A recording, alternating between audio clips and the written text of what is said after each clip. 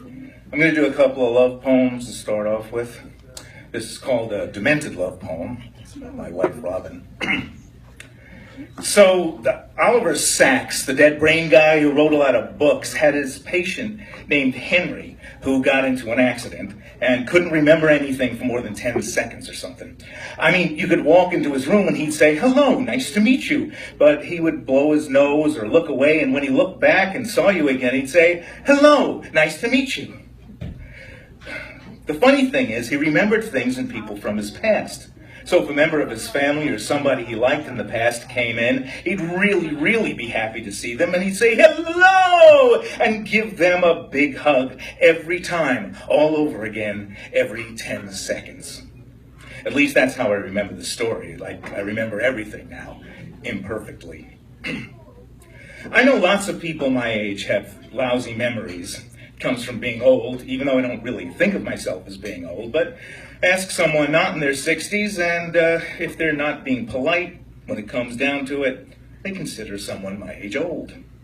And to tell the truth, if you give me the number and I don't apply it to me, I consider it old too.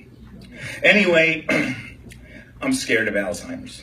And when I'm not scared of Alzheimer's, I'm scared of dementia, which I think is just a simpler way of saying Alzheimer's. It's an unreasonable fear, I guess. There's no history of it in my family, but I'm suggestible, and I've watched a lot of TV, and Alzheimer's and dementia were used as a plot device in a bunch of TV shows in the 90s, like Law and Order and ER. But I do remember how they portrayed the people who suffered from it. They couldn't remember things that were happening in the present.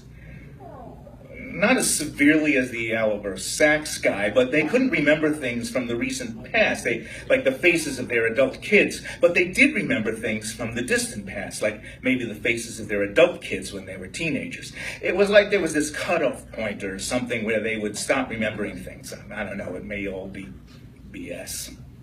So why am I telling you this? Well, we've only been married for 11 years.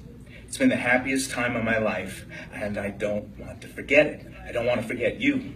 I want us to live long enough that the cutoff point includes you, includes us, the life we're living now.